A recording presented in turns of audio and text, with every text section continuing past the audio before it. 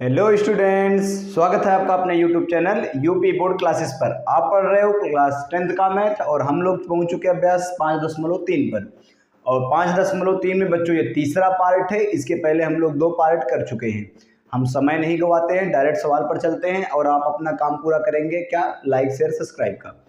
चलिए, यदि किसी एपी के प्रथम n पदों का योग 4n माइनस n स्क्वायर है तो इसका प्रथम पद यस1 क्या है। देखिए, इस प्रश्न में कितनी चीजें ज्ञात करनी है, ध्यान दीजिएगा। तो इसका प्रथम पद यस1 क्या है, दूसरा पद क्या है, तीसरा पद क्या है, 10वां पद क्या है और nवां पद क्या है। इसमें बहुत सारे प्रश्न हैं, एक ही प्रश्न में बहुत सारी चीजें दी गई हैं। चलिए हम जल्दी जल्दी निकालते हैं।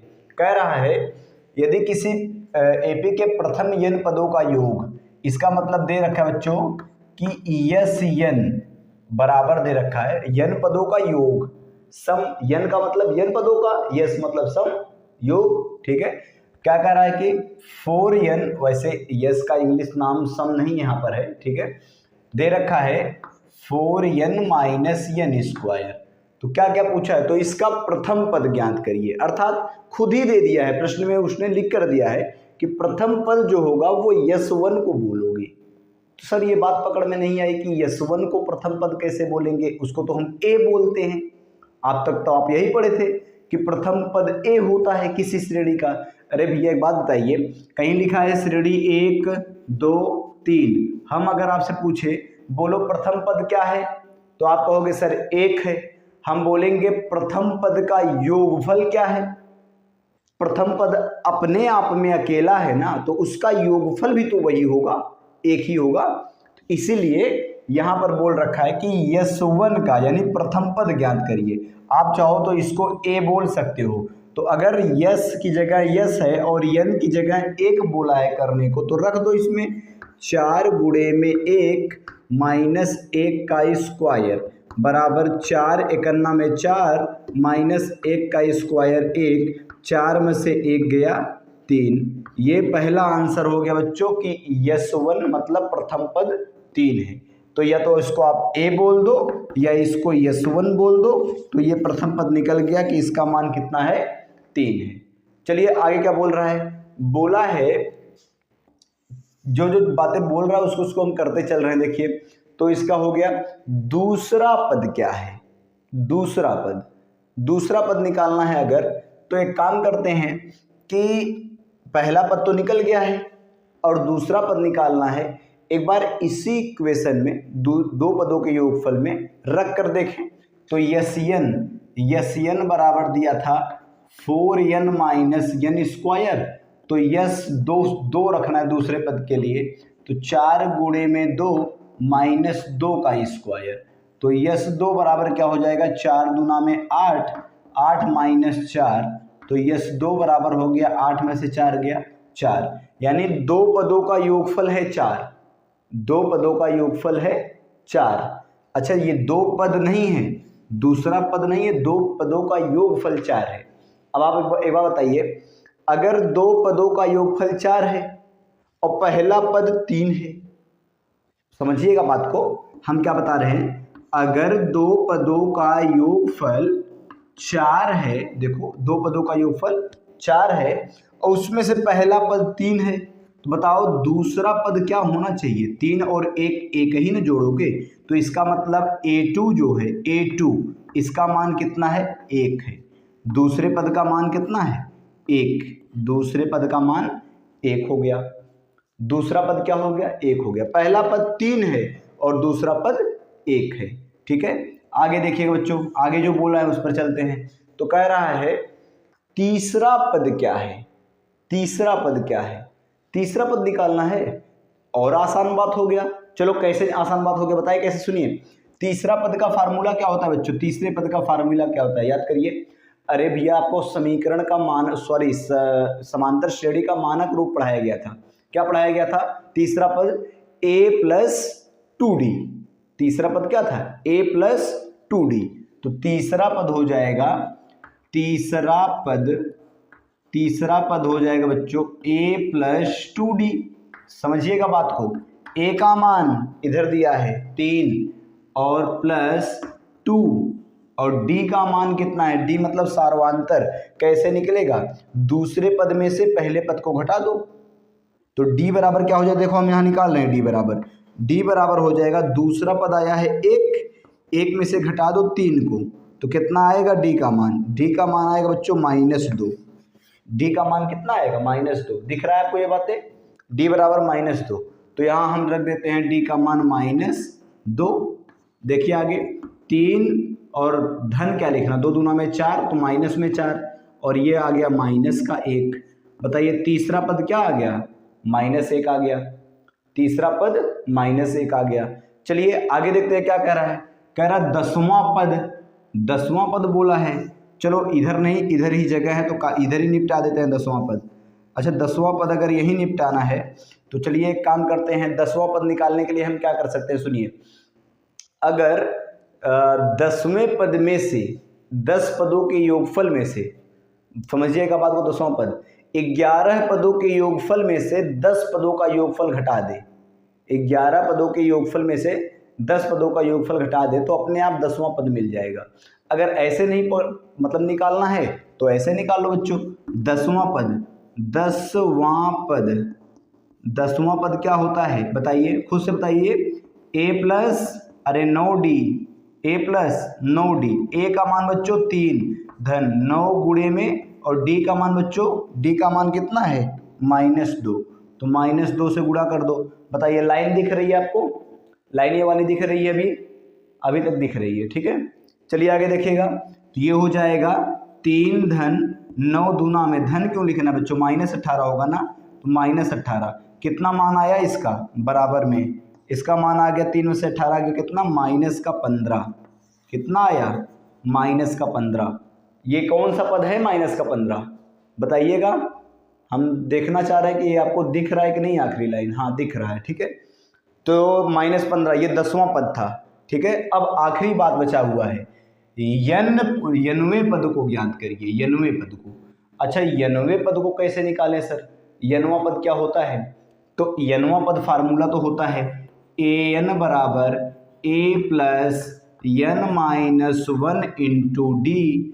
तो an बराबर हो जाएगा बच्चों, a का मतलब प्रथम पद 3 धन n का मतलब, हमको तो n का मतलब बोला है कि यनवें पद का मान निकालिए, तो n को n ही रहने दीजिए क्योंकि यनवां ही पद तो बोला है, और गुणे -2, d का मान -2 है, तो an बराबर हो जाएगा 3 धन, ये -2 का अंदर गुणा होगा तो 2 और गुणे n, तो -2n, और ये 2 इकन्ना में 2 मतलब प्लस का 2, अरे माइनस माइनस दोनों है तो +2, तो an बराबर हो जाएगा बच्चों 3 और 2 5, और माइनस का 2n, 5 और माइनस में 2n, ये हो गया आपका यनवां पद, ये आंसर हो गया। इसमें बच्चों कोई नई विधि प्रयोग नहीं की गई, जो अब तक आप पढ़ते आए हो उन्हीं विधि का प्रयोग किया गया है। बहुत ही ध्यानपूर्वक आप देखिएगा, सारे वर्ड आपको दिख रहे होंगे क्लियर, जल्दी से आप इसको नोट करिएगा। हम अगले प्रश्न पे चलते हैं।12वां प्रश्न देखिए बच्चों क्या कह रहा है, कह रहा है ऐसे प्रथम 40 धन पूर्णांकों का योग ज्ञात कीजिए जो 6 से विभाज्य है। प्रथम 40 का मतलब बच्चों 40 धन पूर्णांक, टोटल संख्या दिया गया है n, ये an नहीं है, n है 40 धन पूर्णांक, 40वां धन पूर्णांक नहीं बोला है, तो ये n का मान है। अच्छा कह रहा है कि योग ज्ञात करिए जो 6 से विभाज्य होने चाहिए। अच्छा आप खुद से सोच के बताओ, अगर गिनती लिखते हो 1 2 3 4 5 6 7 8, तो उसमें से कौन सी पहली संख्या होगी जो 6 से विभाज्य होगी, मतलब 6 से कट जाएगी। एक कटेगा क्या 6 से भाग करने पर, पूरा नहीं, 2 नहीं, 3, अरे हम 3 से 6 को नहीं काट रहे हैं, 6 से काटना है। 6 से काटोगे 3 को, कहाँ कटेगा, एक बार भी नहीं जाएगा पूरा। 4 कटेगा, 5 कटेगा ना, 6 कटेगा, 6 इकन्ना में 6, एक बार जाएगा पहली बार में, ठीक है। तो इसका मतलब हुआ AP। हम आपको पहले बच्चों श्रेणी ही बनाएंगे, पहले इसका श्रेणी बनाएंगे तभी इसका हल होगा। तो इसका मतलब पहली संख्या 6 है, दूसरी क्या है जो पूरा कट जाएगा, सोचना क्या है, 6 दूना 12, 6 त्रिक 18, ऐसे ऐसे करके बच्चों 40 पदों तक, 40 पदों तक जाना है आपको, 40वां पद तक नहीं, 40 पदों तक, मतलब यन का मान ये है, ए एन का नहीं है, 40 पदों तक जाना है। तो चलिए 40 पदों का योगफल ज्ञात करना है, तो ज्ञात कर दो। अब इससे सरल क्या होगा बताओ, ऐसे सवाल तो आप तो पता नहीं कितना निपटाए हो। यस n बराबर n बटे 2 कोष्टक में 2a plus n minus 1 into D, ये आपका बच्चों फार्मूला रहा। यस n मतलब 40 पदों का चूंकि ज्ञात कर रहे हो, तो यस 40 बराबर n की जगह पर बच्चों 40 बटे में 2 और कोष्टक के अंदर 2a, a का मतलब प्रथम पद कितना है 6 और प्लस है तो प्लस लगा दो, कोष्टक के अंदर n का मतलब 40, 40 में से 1 घटाना है, गुणे डी, डी का मतलब सर्वांतर, 12 में से 6 गया 6। बोलो क्या दिक्कत है, बोलो क्या समस्या है, कुछ नया किए क्या अभी ये? थोड़ा सा स्पीड आप भी बढ़ाइए, बहुत पीछे रह जाओगे, अब बोर्ड एग्जाम बहुत दूर नहीं रहा अब। चलिए देखिए यस 40 बराबर में 2 से काटोगे बच्चा तो आएगा 20, 40 को काटोगे तो 6 दूना में 12 और प्लस 40 में से 1 गया 39, 39 गुणे 6, तो 39 गुणे जब 6 करोगे बच्चे तो कितना आएगा 6 9 54, 54 को 4 हासिल 5 और 6 तरीक 18, 18 5 8 5 13 23, 234 आ गया। ठीक है, चलिए आगे देखिएगा यस 40 बराबर क्या हो जाएगा, 20 को 20 ही रहने दो और कोष्टक के अंदर मतलब यहाँ गुणा है, ये ध्यान रखिएगा छुपा छुपा में। आगे देखिएगा 12 जोड़ दो, 4 और 2 6 और फिर इसके बाद 3 और 1 4 और इसके बाद 2 को 2, 246। ठीक है, 20 गुणे 246 कर दो गुणा बच्चा, क्या दिक्कत है बताओ। यस 40 का मतलब 20 और गुणे में कितना 246, यही गुणा करना है, कर दो। यस 40 बराबर हो जाएगा, काहे के लिए 20 से करोगे 2 से कर लेना, बाद में 2 जीरो लगा लेना, 2 छके 12, 12 को 2 हासिल 1, 2 चौके 8 और हासिल 1 9 और फिर 2 दूना में 4 और फिर 1 जीरो था तो लगा दिए 4920, 4920, ये आ गया बच्चों आपका आंसर, 40 पदों तक का योगफल। जल्दी जल्दी प्रश्नों को नोट करिए। देखिए 13वां प्रश्न बोल रहा बच्चों 8 के प्रथम 15 गुणजों का योग ज्ञात कीजिए। 8 के प्रथम 15 गुणज का लिख लो, 8 के प्रथम 15 गुणज। चलिए क्या समस्या बताइए, देखिए इधर देखिए एपी बराबर, ऐसा एपी नहीं बनाओगे तो मजा नहीं आएगा, फिर सवाल लगाने में दिक्कत होगी। 8 के प्रथम 15 गुणज तो बच्चों कैसे निकालोगे, पर प्रथम गुणज क्या होगा 8 का, 8 का प्रथम गुणज 8 गुणे 1, 8 करना में 8, दूसरा गुणज 8 गुणे 2, 8 दूना 16, तीसरा गुणज 8 तिहाई 24, ऐसे करके आपको बनाना है। तो प्रथम गुणज होगा बच्चों 8, दूसरा होगा 8 दूना 16, तीसरा 8 त्रिक 24, ऐसे करते करते अब बताओ 15 गुणजों का बोला ना, तो 15वां गुणज क्या होगा, 15 अट्ठे 120, 15 अट्ठे 120, आखिरी वाला ये जो पद आएगा ना 15वां वाला, ये ध्यान रखना 15वां है, 15वां। अब 15वां मतलब समझते हो बच्चों, ये n का मान है और ये an का मान है, मतलब 15वां पद 120 होगा और 120 है तो ये किसका मान है, an का, है ना, 120 ये उत्तर है ना, an उत्तर है, 15वां पद का मान 120 होगा, तो 15वां पद ये n का मान हो गया। आपसे बोले थे ना शुरू से, वां पद का मतलब n का मान और ये इसका आंसर रहा, तो ये an का मान। अब बताइए निकालना क्या बच्चों, योग निकालना है, तो यस n बराबर फार्मूला। अच्छा एक बात बताएं, जब n और an दोनों मिल जाए तो काहे के लिए ज़्यादा टेंशन लेना, छोटका फार्मूला लगा दो, n बटे 2 कोष्टक में क्या फार्मूला था, a प्लस an था क्या, a प्लस an, जरा आप भी याद करके बताइए बच्चों, ध्यान रखिएगा। यस n का मतलब कितने पदों का, 15 पदों का योगफल बराबर n का मतलब 15, 15 बटे में 2 कोष्टक के अंदर a मतलब प्रथम पद 8 और धन an का मतलब 120, कितना आ गया 128, क्या 15 पदों का योगफल मतलब 15 बटे में 2 और गुणे में 120, तो और 8 128, काट दीजिए, 2 1 2, 2 छके 12, 2 चौके 8, ये बन गया यस 15 बराबर, मतलब 15 पदों का योग बराबर 15 और गुणे में कितना 64, अरे 2 से काटे हो ना तो 64 दूनी 128 होता है, तो ये हो गया 64। कितना आएगा बच्चों यस 15 का मान, 15 चौके 60, 60 के जीरो हासिल 6, 15 छक्का 90, 90 और 6 96, 960, 96 हो गया, तो 960 बताइए 15 पदों का योगफल कितना हो गया? 960 हो गया। बताइए कोई कठिन प्रश्न था क्या ये? बोलो बच्चों, कोई कठिन प्रश्न था? नहीं, आसान प्रश्न है। आप चाहो तो पहले an निकालो, हम डायरेक्ट 120 जो लिखे हैं, आप चाहो तो पहले an निकालो। कैसे निकालोगे? an बराबर a प्लस n मतलब 15 माइनस 1 इंटू डी मतलब सार्वांतर, 16 में से 8 गया 8, तब भी वही आएगा 120 anवां पद। ठीक है, उस तरह से भी कर सकते हो। इतना छोटा प्रश्न हो गया तो फिर दिक्कत ही क्या? क्या बोला बच्चों? अगला प्रश्न कह रहा है 0 और 50 के बीच विषम संख्याओं का योग ज्ञात कीजिए। 0 और 50 के बीच में, अरे आगे मत बढ़ना 50 से, 50 के पहले पहले ही रहना है, और 0 के बाद से मतलब माइनस में भी मत चले जाना। अच्छा आप बताओ, चलो हल करते हैं। सुनो आप बताओ 0 के बाद विषम संख्या पहली कौन सी आएगी जो 2 से ना कटती हो? अरे भैया सम विषम किसे कहते हैं? जो 2 से कट जाए वो सम, और जो 2 से ना कटे वो विषम। तो अच्छा आप रखिएगा, पहला संख्या क्या रख देंगे? 1, दूसरा 3, तीसरा 5, बोलो ऐसे ही तो रहेगा ना। ऐसे करते करते 50 के जस्ट पहले जो 2 से ना कटता हो, 50 तो 2 से कट जाएगा, और 50 तो वैसे भी नहीं लेना है क्योंकि 50 के बीच बोला है, 50 तक नहीं बोला है कि 0 से 50 तक। और 50 तक कह भी देता तब भी क्या फर्क पड़ता, 50 तो सम है, वो तो 2 से कट जाता है। तो 49 लेंगे, यहां से लेकर 49, आखिरी जो पद आएगा बच्चों ये 49, 49वां पद नहीं 49, ये an है, n नहीं है, an है। 49 वो आंसर है। क्या आंसर है? किस चीज का आंसर है बच्चों? कि 1, 3, 5 ऐसे करते करते आखिर में जो पद आएगा 0 और 50 के बीच में विषम वाला, वो 49 आएगा। ठीक है, तो ये an है। तो क्या बोल रहा है कि विषम संख्याओं का योग ज्ञात करिए, इसी का योग करना है। तो योग का फार्मूला क्या होता है बताओ? इतना सवाल तो निपटाए हो, बोलो बच्चों बताइए।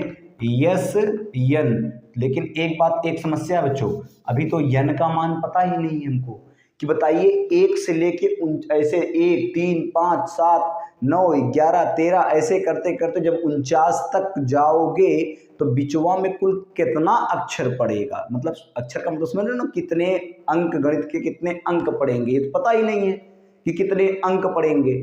चलो अंक निकाल लो पहले। तो अंक क्या होगा बच्चों? अंक होगा, फार्मूला क्या होता है इसका, हमको n निकालना, n an बराबर a plus n minus 1 into D.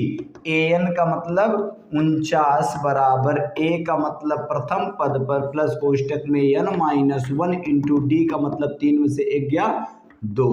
आगे देखो बच्चों 49 बराबर 1 धन गुणा करो 2 का तुरंत, 2n माइनस 2 1 में 2, माइनस 2 और प्लस 1, तो ये हो जाएगा 49 बराबर 2 में से 1 घट जाएगा तो बचेगा माइनस 1, ये इधर आके जुड़ जाएगा, ये इधर आया तो 49 और धन 1 बराबर 2n, मतलब 49 और 1 मिलकर हो गया 50, 50 बराबर कितना? 2n। हमको क्या चाहिए? n का मान चाहिए ना, तो यहाँ से n का मान क्या निकल कर आएगा? यहाँ लिख देते हैं क्या? देखिए यहाँ लिख देते हैं, तो इसको ऐसे लिख सकते हो 2n बराबर 50, तो n बराबर हो जाएगा 50 बटे में 2 और 2 से निपटा दो तो n बराबर हो जाएगा 25, 25 दूना 50 होता ना। इसका मतलब बच्चों ऐसे करते करते जब आप जाएंगे ना तो कुल बीच में 25 अंक आएंगे। अरे 49 को लेके, 1 और 49 को लेकर के कुल 25 अंक आएंगे, और जब 25 अंक आएंगे तो उन सब का योग कितना होगा? उन सब का योग होगा यस n बराबर n बटे 2 कोष्टक में a प्लस an। जब सस्ते वाले फार्मूले से निपट जाएगा तो फिर हम बड़ा वाला क्यों लगाने जाए? चलिए देखिएगा, यस n मतलब 25 पदों का योगफल निकाल रहे हो कुल, और n का मतलब बच्चों अभी अभी 25 आया है, आपके सामने अभी 25 आया है, और बटे में 2, इसीलिए तो n की जगह हम 25 लिखे हैं जब n का मान 25 आया तो। और कोष्टक के अंदर a का मतलब प्रथम पद 1 धन an का मतलब कितना बच्चों? 49। तो यस 25 मतलब 25 पदों का योगफल बराबर 25 बटे में 2, ऐसे ही रहने दो, और फिर ये बीच में गुणा है 49 और 1 50, 2 से काटो 2 1 2 और 2 से 25 बार कट जाएगा, तो यस 25 मतलब 25 पदों का योगफल, 25 25 625, 25 25 क्या होता है? 625। 25। यही आपका आंसर है। हमारी बात को अगर आप ध्यान से सुनते भी होंगे तो भी आप बात समझ गए होंगे क्या किया गया। प्रश्न नंबर 15 बोल रहा बच्चों कि कोई एक ठेकेदार है, ठेकेदारी करता है, घर बन रहा होगा, कुछ भी काम का ठेकेदारी हो सकता है। बोल रहा है कि निर्माण कार्य से संबंधित, मतलब कुछ बनने की बात है, कोई ठेके में अगर ठेकेदार का मतलब होता है ना, वो फिक्स करते हैं कि मैं 10 दिन में काम पूरा करके दे दूंगा, 20 दिन में काम पूरा करके दे दूंगा, ऐसी बात थी कुछ। बोला पहले दिन अगर लेट हो गया, मतलब अगर एक दिन लेट हुआ, जैसे कोई ठेकेदार बोल दिया कि मैं 30 दिन में काम पूरा करके दे दूंगा, घर बना दूंगा आपका 30 दिन में, और वो फिर अगर एक दिन लेट हुआ, मतलब 31 दिन अगर कर दिया, तो उसके ऊपर 200 रुपये जुर्माना लग जाएगा। ऐसा सवाल बोल रहा है, ठीक है। फिर 2 दिन लेट होने पर तो 250 रुपया हो जाएगा। वही पहली बार 200 रुपया लगेगा, उसके बाद एक दिन अगर और लेट होता गया तो 50 रुपया बढ़ता गया। यही प्रश्न में बोला गया है। हम आपको थोड़ा शॉर्ट करके लिखे हैं तो प्रश्न यहाँ तक आता, ठीक है, लगाने की भी जगह ना मिलता। तो सुनिए, तो कह रहा है कि ऐसे करते करते अगर वो ठेकेदार 30 दिन लेट हो गया, मतलब अगर बोला होगा 30 दिन में घर बना के देंगे तो 60 दिन लगा दिया, ठीक है, 30 दिन लेट हो गया, तो बताओ कै रुपए जुर्माना भरेगा वो। चलिए देखते हैं कै रुपए भरेगा। इधर देखो, हल करते हैं बच्चे। तो पहले तो आपको एपी बनाना पड़ेगा। एपी का मतलब बताओ, पहले बार में जुर्माना कै रुपया लगा, पहले दिन 200 रुपया लगा, अगले दिन कितना लगेगा 250, एक और दिन अगर लेट हो गया 300। ऐसे करते करते वो लेट कितने दिन तक हुआ, 30वां दिन तक। 30वां दिन तक, ध्यान समझिएगा। अब 30वें दिन तक कै रुपया हो जाएगा ये हमको निकालना है। 30वां दिन, तो बताओ, अच्छा आपकी सोच क्या आपको बताना है, 30वां दिन, 30 क्या है, यन का मान कि एन का, प्रभु 30वां दिन तो मतलब यन का मान हुआ। चलिए निकालते हैं हल। यस यन बराबर, मतलब 30 पदों का वैसे तो योगफल निकाल, 30 पदों का योगफल निकाल रहे हैं, 30 पदों तक का नहीं लिखा, हाँ 30 पदों तक, 30 दिन तो 30 पद ही बनेंगे। अरे एक दिन में एक पद हुआ, 2 दिन में 2 पद हो जाएगा, तीसरे दिन और पैसा हो जाएगा, तो कुल मिला के 30वें पद तक ही निकलेगा। तो फार्मूला क्या होता है, n/2 कोष्टक में 2a plus n-1 into D. बताइए क्या समस्या। यस यन का मतलब बच्चे वैसे तो 30 पदों का आप निकाल रहे हैं, यन का मतलब है 30/2 कोष्टक में 2 गुणे ए का मतलब प्रथम पद है बच्चों 200, क्योंकि पहले दिन का जुर्माना 200 रुपया है, और प्लस यन का मतलब 30 में से 1 घटाना है, और गुणे में डी का मतलब होता है सार्व अंतर का मतलब होता है दूसरा पद में से पहले पद को घटा दो या तीसरे पद में से दूसरे पद को घटा दो। 250 में से 200 गया तो बचेगा 50। अरे 50 रुपया बढ़ रहा है ना एक दिन का, तो सार्वांतर 50 हो गया।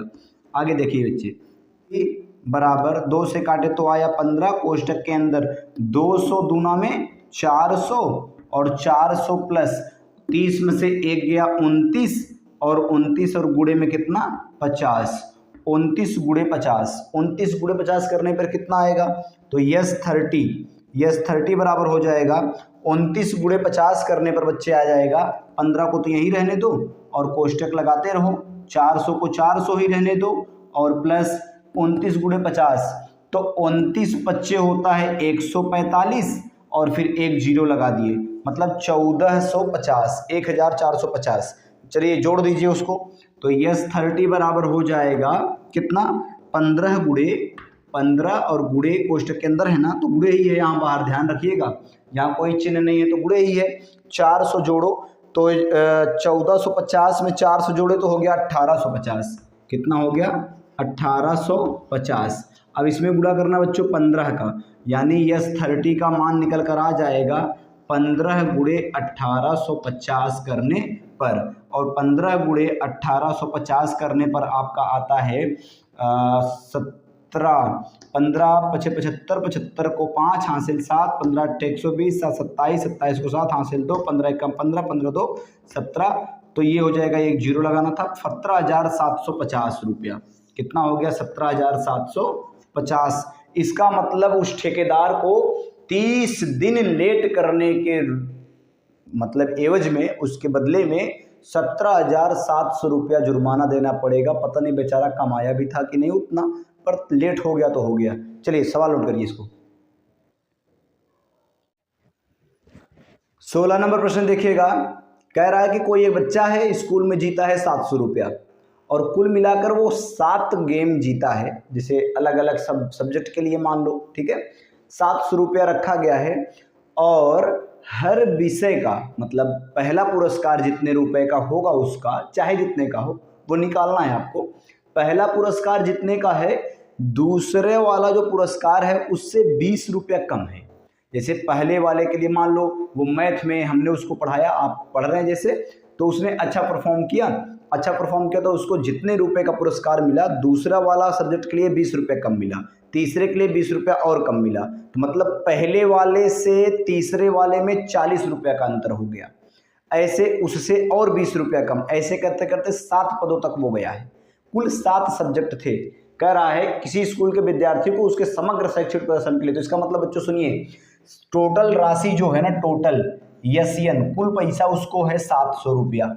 चलिए डायरेक्ट हम लोग इक्वेशन बना लेते हैं, क्या उसको समांतर श्रेणी बना लेते हैं और आराम से काम हो जाएगा। 700 रुपया, इसका मतलब टोटल उसको जो संख्या है विषय का समग्र शैक्षिक प्रदर्शन के लिए 7 नगद पुरस्कार, तो पुरस्कारों की संख्या कितनी है? 7, तो यन का मान 7 दे रखा है। कह रहा है ठीक पहले पुरस्कार से 20 रुपया कम है। मान लो पहला वाला, मान लो एक पल के लिए मान लो, अगर पहला वाला 30 रुपया का है तो इसके बाद वाला जो होगा उससे 20 रुपया कम होगा, तो इसका मतलब ये 10 रुपये का होगा। अगर सर्वांतर निकालना पड़ेगा तो 10 में से 30 गया, -20। ऐसे बच्चों सबका आएगा, -20 ही आएगा। तो इसका मतलब हो गया सर्वांतर डी का मान दे रखा है -20। चलिए -20 सर्वांतर का मान हो गया। और कोई मान दिया है क्या?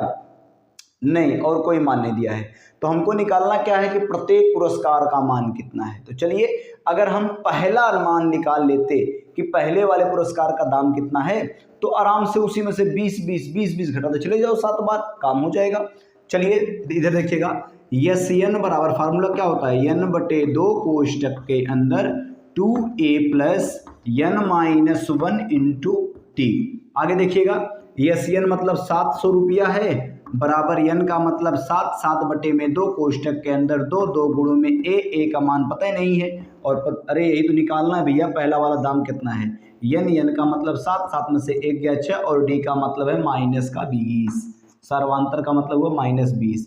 अच्छा यहाँ 2 भागे में है, इधर आएगा तो गुणे में हो जाएगा, मतलब 700 × 2। बताओ 7 यहाँ कैसे है? गुणे में, तो इधर आएगा तो भागे में हो जाएगा। अब बराबर में कोष्टक के अंदर ये तो 7/2 इधर आ गया भैया, 7/2 इधर आएगा तो 2/7 बन जाएगा। 2 यहाँ भागे में तो यहाँ गुणे में हो गया, 7 गुणे में था तो भागे में हो गया। आगे देखिए 2 × a मतलब 2a ही रहने दो, और प्लस 7 में से 1 गया 6 और गुणे 20, तो 20 छक्के 120, क्योंकि 20 माइनस में है तो इसीलिए उत्तर -120 में आएगा। ठीक है, हाँ 7 में से 1 गया 6 और 6 दूना 12, मतलब 120 माइनस में। देखो 7 से काट दिए बच्चों, तो 7 से ये गया 100 बार में, और 100 दूना 200, 200 बराबर 2a ऋण 120। बोलो क्या दिक्कत है? कोई नहीं। अब 120 को इधर लेके आओगे तो माइनस में, इधर आकर क्या हो जाएगा? प्लस में। तो इसका अर्थ हुआ बच्चों कि 200 और प्लस में 120 बराबर कितना? 2a। सुनो 200 एक 320, 320 बराबर 2a। सीधा सीधा लिख दें क्या पलट के? क्या दिक्कत है बताओ? सीधा सीधा कर दें तो अच्छे से आपको समझ में भी आएगा, मान भी आसानी से निकलेगा। अरे मतलब 2a लिख दे इधर और 320 लिख दे उधर। कहोगे सर माइनस में क्यों नहीं किया, उस तरफ तो ले गए। भैया हम दोनों पकड़ के पलट दिए हैं। अगर माइनस में करोगे तो दोनों का फिर माइनस काटोगे, माइनस से माइनस कटेगा, क्या मतलब ऐसे करने का। तो a बराबर हो जाएगा 320 और बटे में 2 से काट दिए तो 16 दूनी 32, मतलब 160। a का मान आ गया बच्चों 160। इसका मतलब पता है आपको, पहला पुरस्कार जो है ना पहले विषय में, वो पाया है 160 रुपया। कितना पाया है? 160 रुपया। अच्छा पहले में हम यहीं पर देखो एक नया लाइन बना लेते हैं इधर, और यहीं सारे पुरस्कार का दाम लिख देते हैं। हम उम्मीद करते हैं कि आपको यहाँ पर ये चीज़ दिख रहा होगा। हाँ दिख रहा है, लाइन तो दिख रही है उसके नीचे, ठीक है दिख रहा है। तो कह रहे हैं पहला वाला पुरस्कार बच्चों 160 रुपये का, दूसरा 20 रुपये कम होगा। बोला ना कि ठीक पहले इस पुरस्कार से 20 रुपया कम है, तो इसका मतलब ये वाला होगा 140 और अगला वाला होगा 120, अगला वाला होगा 100, अगला वाला होगा 80, अगला वाला होगा 60 और कैट होगा 7 पुरस्कार देना है, एक्स्ट्रा मत दे देना। 1 2 3 4 5 6 और आखिरी पुरस्कार होगा 40 रुपया का। बोलो क्या दिक्कत है, ये उसके पुरस्कार की कीमत हो गई, 7 के 7 पुरस्कार की यही कीमत हो गई। हम एकदम नीचे लिख दिए हैं आपकी जानकारी के लिए। उत्तर में ये भी नहीं आया हो तो कोई बात नहीं, 160 आया हो तो भी ठीक है, 40 तक दिया हो ऐसे करके तो भी ठीक है। सभी पुरस्कार का दाम यही होगा। नोट कर लीजिएगा जल्दी प्रश्नों को। हम चलते हैं बच्चों अगले प्रश्न पर।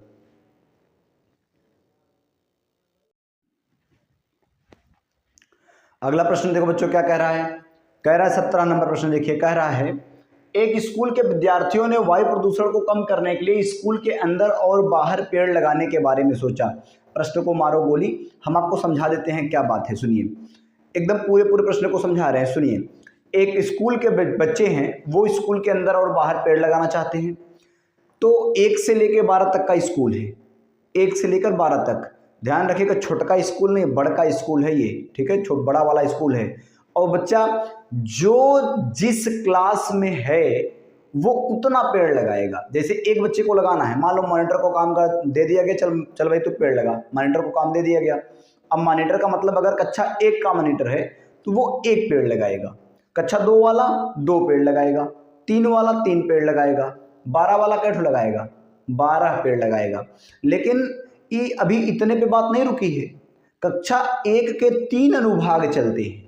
मतलब कक्षा 1A, 1B, 1C 3 सेक्शन है, तो सब में से एक एक मॉनिटर लगाया, तो इसका मतलब कक्षा 1 वालों ने 3 पेड़ लगाया कुल मिला के।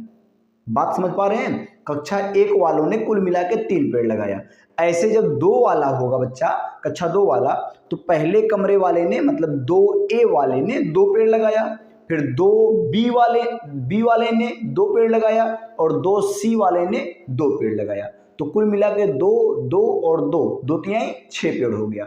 इसका मतलब बच्चों देखिए, हम हल करते हैं और AP बना देते हैं। सुनिए, इसका अर्थ ये हुआ, पहला क्लास वालों ने कितना पेड़ लगाया, 3। 1 वालों ने 3 अनुभाग है ना, तो 3 पेड़ लगाया। और उसके बाद दूसरे वाले ने 6 पेड़ लगाया। चलिए कक्षा 3 वाले कैसे लगाए होंगे, तो कक्षा 3 में भी 3 अनुभाग है, तो 3A वालों ने लगाया 3 पेड़, 3B वालों ने लगाया 3 पेड़, 3C वालों ने लगाया 3 पेड़, 3 त्रिक 9, इसका मतलब 9 पेड़ लगाया। ऐसे करते करते बच्चों जो कक्षा 12 वाला था, तो 12 वाला 12 पेड़ लगाएगा, लेकिन एक कक्षा वाला, ऐसे 3 अनुभाग है, तो 12 तिहाई 36 पेड़ लगे कुल। कक्षा 12 में 36 पेड़, ये 12 में लगा, कक्षा 12 में ध्यान रखिएगा, कक्षा 12 में 36 पेड़ लग गए। अब इसी का पूछ रहा है कि कुल मिला करके कितने पेड़ लगे, कुल मिला करके कितने पेड़ लग गए। तो चलिए हम लोग हल करते हैं, कुल मिलाकर कितने पेड़ लग गए। तो इसका मतलब n पदों का योगफल निकालना है। कैसे निकालेंगे, तो यस n बराबर होता है n/2। n का मतलब कुल कितनी कक्षाएं तक की बात हो रही है, 12 कक्षा तक की बात हो रही है। अब अलग अलग मत कर लेना सर कि 12 क्यों कह रहे हैं, इस हिसाब से तो और कक्षा हो गया, नहीं, कक्षा 12 ही है। तो 12/2 कोष्टक में 2 गुणे a का मतलब 3, 2a प्लस और n-1 मतलब 12 माइनस 1 गुणे d। 6 में से 3 गया 3, 9 में से 6 गया 3, तो गुणे में हो गया 3। आगे देखिएगा, यस n बराबर हो जाएगा 12/2 का मतलब होगा बच्चों 6, और कोष्टक के अंदर 2 तिहाई 6 और प्लस 12 में से 1 गया 11, 12 में से 1 गया 11, 11 तिहां गुणा करना है ना, 33। कितना हो गया यस n बराबर, यस n बराबर हो गया 6 गुणे और 33 और 6 39, 33 और 6 कितना हो गया 39। तो यस n बराबर आ जाएगा 6 9 54 को 4 हासिल 5 और 6 त्रिक 18, 18 और 5 8 5 13 23, 234 पेड़ कुल मिलाकर के बच्चों ने मिलके लगाया। कुल मिलाकर के 234 पेड़ लगे। ये ना ये चैप्टर बड़ा सा है, क्योंकि इतना सा सवाल और इतना सा लिखना पड़ता है। ये अभी तो छोटा करके हम लिखे हैं, उसके बावजूद भी अभी यहाँ तक लिखना पड़ता है ना। ऐसे तो बहुत सारे सवाल हैं इसमें, इसीलिए इसमें 3-3 पार्ट बनाने पड़े। अभी आपका, नहीं तो हम लोग क्या करते थे, हेड शॉट वीडियो, एक ही शॉट में पूरा वीडियो खत्म, है ना, पूरा चैप्टर खत्म होता था। पर अब करें क्या, इसमें लंबाई बड़ी ज़्यादा थी, सवालों की संख्या बहुत ज़्यादा थी। अब 20 सवाल होने थे तो 17 पे पहुँचे हुए हैं, पार्ट नंबर 3 है, ये आखिरी पार्ट होगा बच्चों। इसके बाद हम लोग चलेंगे अभ्यास 6 पर, नोट कर लीजिएगा इसको।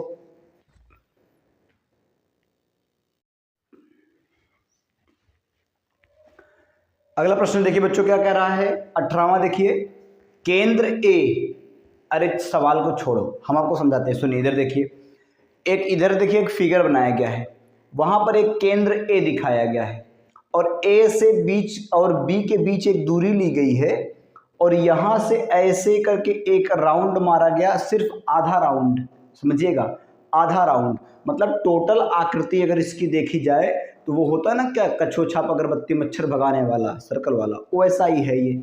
बोल रहा है आधा राउंड चलने पर फिर यहां से इस पर नहीं मिलना है जाके, 0.5 का गैप देके, 0.5 फिर 1 फिर 1.5 फिर 2, ऐसे करके आगे बढ़ते जा रहा है और इस तरह से राउंड बनते चला गया। पूछ रहा है कि बताइए अगर 13 चक्कर ऐसे ऐसे नाचता रहे, 13 चक्कर, तो आधा चक्कर नाचने में जितनी दूरी लिया, ऐसे ऐसे करके 13 चक्कर अगर ऐसे लगा रहे तो बताओ कुल मिलाकर कितना रास्ता तय होगा। तो पहली बात बच्चों याद रखिएगा, एक चक्कर की दूरी, एक चक्कर की जो दूरी होती है वो होती है 2 पाई आर। कितनी होती है? 2 पाई आर एक चक्कर में। तो आधा चक्कर में, मतलब आधा लिख दिए, आधा मतलब 1/2 ही तो होता है। आधा चक्कर में कितना होगा? आधा चक्कर की दूरी बराबर होती है बच्चों 2 पाई आर, तो पूरे चक्कर का हुआ, 2 पाई आर तो पूरे चक्कर का हुआ, तो उसका भी तुम आधा कर दो, तो 2 से 2 कट गया, आया कितना? पाई और आर, पाई गुणे आर। अब ध्यान से उसको दिमाग में बैठा लो, आधा चक्कर चलने पर पाई आर दूरी तय होती है, पाई आर दूरी, पूरा चक्कर चलने पर 2 पाई आर दूरी तय होती है। अब आगे समझिएगा, अब हम लोग बनाते हैं बच्चों एपी, जैसे बात कहा था वैसे एपी बनाएंगे। देखिए पहले तो कह रहा है कि पहले आधा चक्कर, तो पहला जब आधा चक्कर चलेगा तो त्रिज्या कह रहा है 0.5, आर क्या होता है? त्रिज्या ही तो है, पहली त्रिज्या दे रखी है 0.5, तो इसका मतलब 0.5 और पाई, अरे आर का मतलब 0.5 और पाई की जगह पाई, तो ये पहले चक्कर वाला हो गया। फिर दूसरे चक्कर वाला कितना है? एक पाई, 1.0 मतलब एक ही बात है, एक ही कह सकते हो। और फिर अगला वाला है 1.5 पाई, 1.5 1.5 पाई, इतनी दूरी चला। फिर अगले वाले में कह रहा है 2, तो 2 पाई, ऐसे ऐसे करके कुल 13 चक्कर लगा है। कितना चक्कर लगा है? 13 चक्कर लगा है। तो पूछ रहा है 13 चक्कर लगाने में कुल कितना दूरी तय होगी। तो साफ साफ बच्चों आपको कह रहा है ना यस एन निकालने को, और n/2 और कोष्टक के अंदर 2a plus n-1 into D, यही आपका फार्मूला है। ठीक है, तो चलिए यस एन मतलब कुल 13 चक्कर लगा रहा है, मतलब 13 पदों का योगफल, तो n का मतलब हुआ 13, 13/2 कोष्टक के अंदर 2, और a का मतलब प्रथम पद कितना है? 0.5 पाई, ये प्रथम पद हो गया। और फिर प्लस कोष्टक के अंदर n मतलब 13 ऋण 1 और गुणे डी, और डी का मतलब होता है बच्चों सार्वांतर, सार्वांतर मतलब 1.5 पाई में से 1 पाई गया, आधा पाई, आधा पाई मतलब 0.5 पाई, तो ये हो गया 0.5 पाई, ये हो गया कोष्टक बंद। ठीक है, 0.5 पाई। अब इसमें और क्या किया जा सकता है? देखिए यस 13 को ऐसे ही रहने दो, बराबर 13/2 को ऐसे ही रहने दो कोष्टक में। अगर इसका गुणा करोगे बच्चों तो कितना होगा? 0.5 गुणे 2, मतलब कि केवल पाई बचेगा। कितना? केवल पाई। सर कैसे पाई आ गया? अरे कर लो गुणा ना, 0.5 गुणे 2 करो, 0.5, 5 दूना में 10, 1.0, 1.0 पाई बोलो चाहे केवल 1 पाई बोलो, बात एक ही है। और प्लस में 13 में से 1 गया 12, और 12 गुणे आधा, 12 गुणे आधा मतलब 6 पाई, तो ये हो गया 6 पाई। क्या निकल कर आता है इससे? और नीचे आपको दिख जाएगा क्या इक्वलाइन, नहीं दिख पाएगा, दिक्कत हो जाएगी।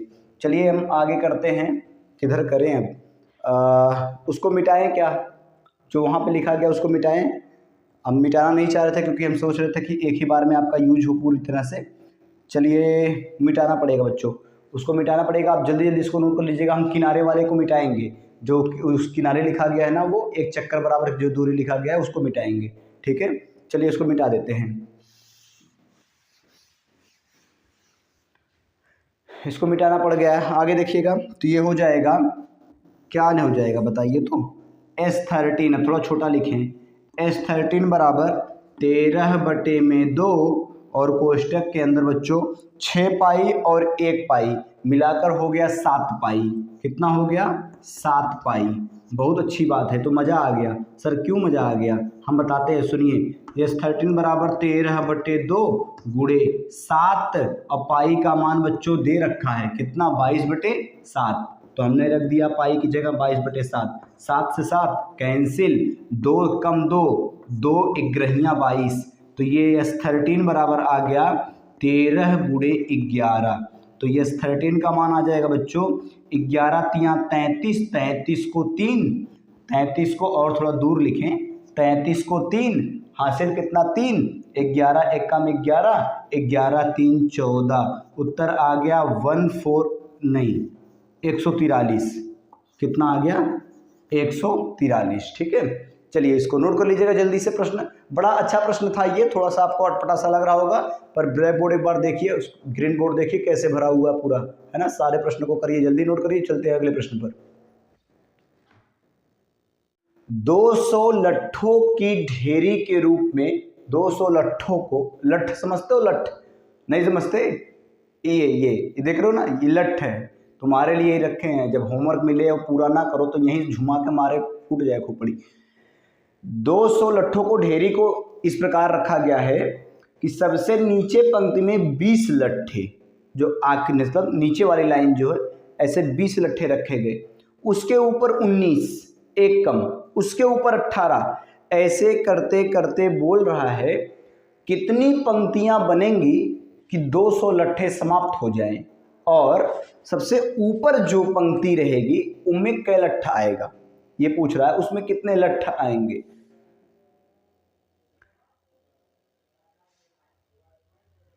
तो चलिए बच्चों हम हल करते हैं। देखिए 200 लट्ठों की ढेरी के रूप में, अब इसमें अगर देखेंगे बच्चों कुल लट्ठों की संख्या, सारे लट्ठ को जोड़ कर दिया गया है बच्चों, SN वो दे रखा है 200। कितना दे रखा है? 200 लट्ठों की संख्या। और सुनो, जो प्रथम लाइन है ना, तो उसको हम बोलेंगे प्रथम पद, वो दे रखा है 20। और सुनना, जो दूसरा पद है उसको दे रखा है A2 का मतलब है वो 19। बात को समझना, दूसरी पंक्ति में 19 है, तो इसका मतलब A2 मतलब दूसरे पद का मान 19 है। और याद रखो सार्वधातुक D जो होता है बच्चों, दूसरे पद में से पहले पद को घटाने से आता है। तो मतलब 19 में से 20 को घटाओगे तो आ जाएगा -1। तो D का मान कितना है? -1 है। चलो रखते हैं, हल करते हैं, निकाल के लाते हैं क्या आएगा, ठीक है, समझिएगा। तो फार्मूला बच्चों SN बराबर N/2 कोष्टक में 2A plus N-1 into D। चलिए आगे देखिएगा, SN का मतलब 200 दे रखा है, बराबर N का मतलब पता नहीं, कोष्टक में 2 गुणे A का मतलब है बच्चों 20, और प्लस कोष्टक में N का मतलब पता नहीं, -1 इंटू D का मतलब है -1। आगे हल अगर हम करते हैं, इधर करोगे तो आ जाएगा 400, 200 क्योंकि यहाँ बटे में है, इधर आकर क्या हो जाएगा? गुणे में। एक बहुत ज़्यादा छोटा तो नहीं दिख रहा है? छोटा हम इसलिए कर रहे हैं क्योंकि इस सवाल को देख कर के बच्चों लग रहा है कि ये बनेगा द्विघात समीकरण, और द्विघात समीकरण बनेगा तो उधर भी जगह काफ़ी ले लेगा, इसलिए थोड़ा छोटा लिख रहे हैं। देखिएगा बराबर हो जाएगा N अपनी जगह पर, कोष्टक के अंदर 20 दूना में 40, और प्लस अगर इसका गुणांतर करते हैं तो प्लस में तो आएगा नहीं, -1 गुणे N मतलब -N, और -1 गुणे -1 का मतलब +1 1 में 1। आगे देखिएगा 400 बराबर N गुणे कोष्टक में 40 और 1 41, तो 41 - N, 41 - N का अंदर गुणा कर दो, 400 बराबर n का गुणे 41 करोगे तो हो जाएगा 41n और फिर माइनस n का स्क्वायर है। जो 400 बच्चों उधर भेज दो तो कुल मिलाकर, अच्छा इसको कुल मिलाकर व्यवस्थित कर दें इसको मिला करके बताओ n स्क्वायर का मान पहले होना चाहिए। तो ये हो जाएगा, एक काम करो तुम सबको इधर ले आओ, खुदे काम हो जाएगा, कुछ करना ही नहीं है, मजा आ जाएगा। सुनो, माइनस n को इधर लाओगे तो आ जाएगा प्लस n का स्क्वायर, 41 को लाओगे तो माइनस 41n और 400 तो इधर पहले से है तो प्लस 400 और बराबर में बच्चों 0। इनको आप भली भांति पहचानते होंगे, ax square plus bx plus c द्विघात समीकरण। तो इसका मतलब n के 2 मान आएंगे, पकड़ के रखिएगा बात।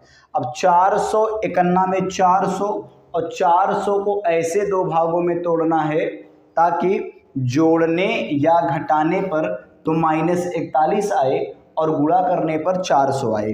तो आ जाएगा n स्क्वायर 25 10 35 6 41।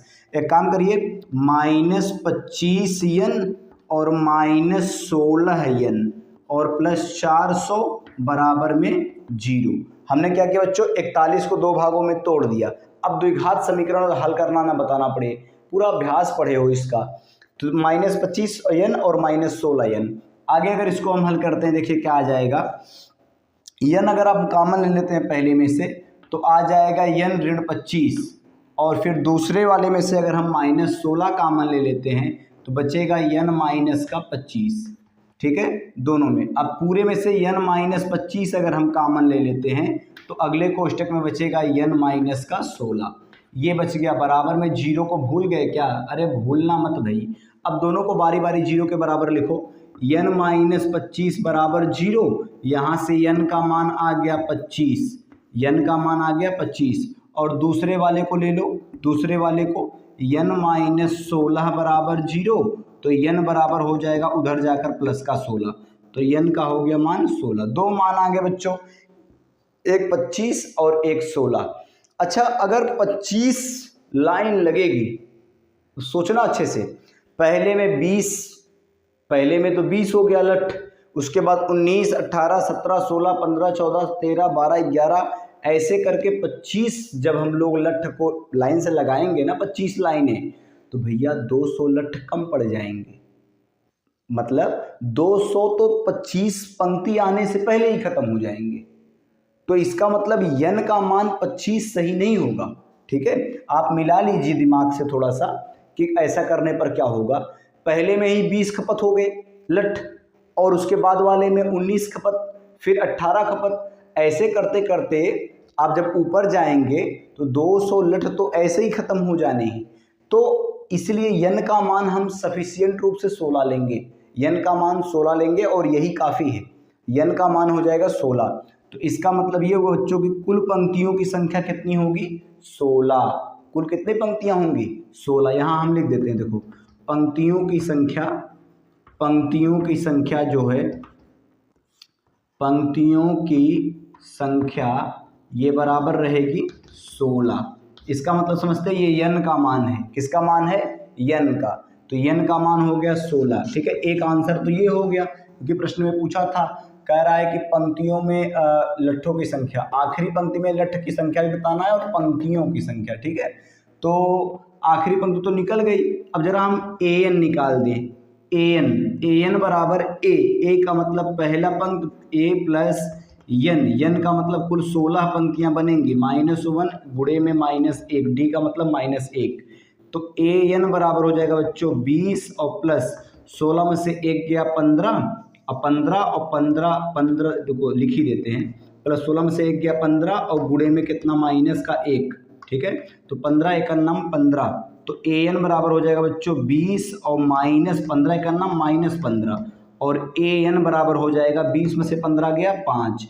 इसका मतलब ये क्या आया सर हमको आप बताए भी नहीं कि ये an क्यों निकाल रहे हैं, an क्यों निकाल रहे हैं। भैया 2 बात इसमें निकालनी थी। क्या? एक तो बताओ कि कुल कितनी पंक्तियां लगेंगी और दूसरा बताना था कि आखिरी वाली पंक्ति में कै लट्ठ अटेगा। तो आखिरी वाली पंक्ति में जो लट्ठ की संख्या होगी वो होगी 5 और 5 जो ऊपर वाला रहेगा ना 16वां पंक्ति, 16वां पंक्ति में जब आओगे उसमें 5 लठ रहेंगे और 200 पूरा पूरा एडजस्ट हो चुका होगा, टोटल लाठी 200 एडजस्ट हो गई होगी ना। चलिए इसको आप नोट कर लीजिएगा, ये था प्रश्न नंबर 19, बहुत जल्दी से कर लीजिएगा इसको।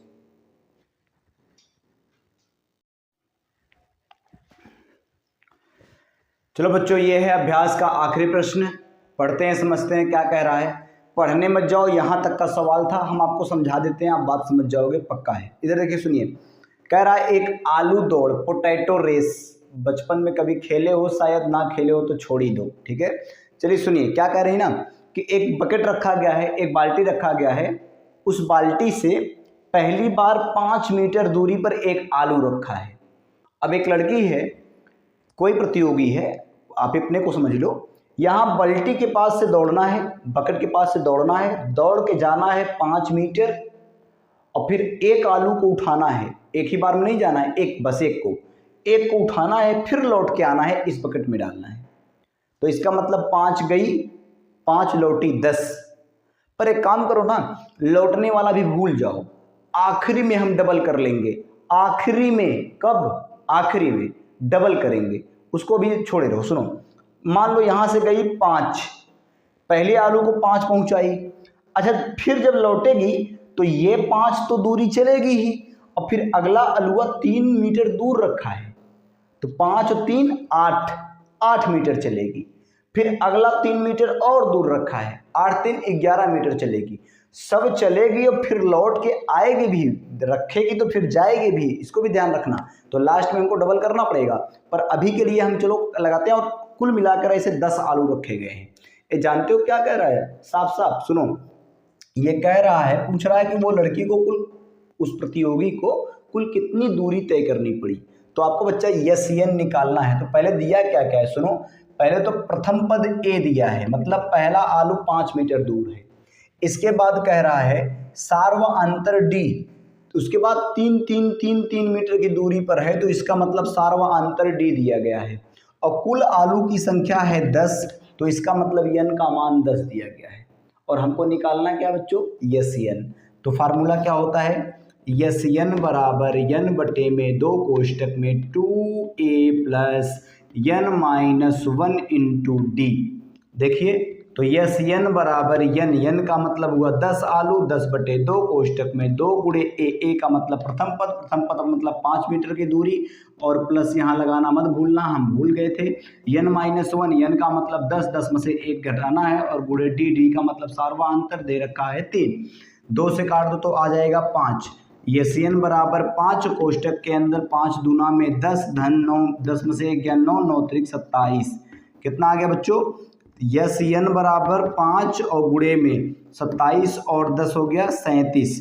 तो यस एन का मान आ गया 5 सते 35 को 5 हासिल 3, 5 आए 15 और 3 18, 185 मीटर। कितना आ गया बच्चों, 185 मीटर। ए ठहर के रुक जाओ, 185 मीटर, ये उसका भी तुम वो राउंड तो ऐड ही नहीं किए क्या, एक जाती थी तो लौटती भी तो थी, फिर जब जाती थी तो फिर लौटती भी थी, तो अभी ये एक तरफ का आया 185।